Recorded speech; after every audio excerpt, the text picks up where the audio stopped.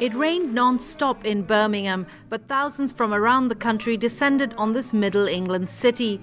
The weather may be grim, but the government spending cuts facing millions of workers like these may herald gloomier days for many. It's going to be devastating, and we're going to see cuts of 25 to 30% across the public sector.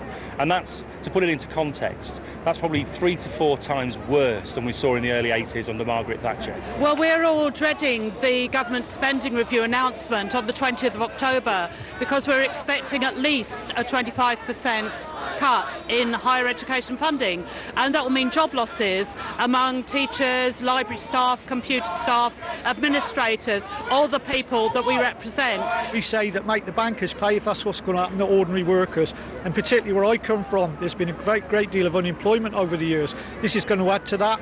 Redundancy notices are starting to be a real big issue for us. Our people are very, very scared at a time when they believe they could do a useful job. Not far from here, the Conservative Party, leaders in the current coalition government, are holding their first conference since the May elections.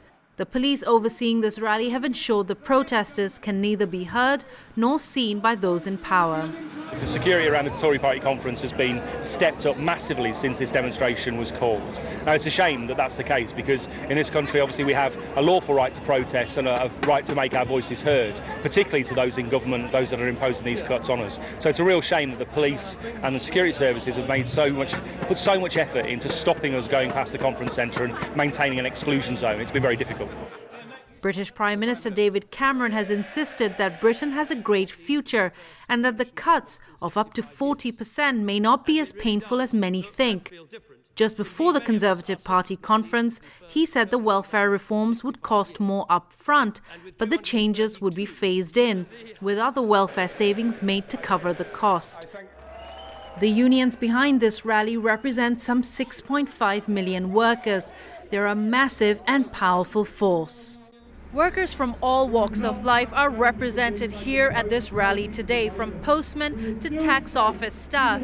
Even if Prime Minister David Cameron and his Conservative Party don't hear their voices today, the strikes that these workers are planning in coming months will be very hard to ignore.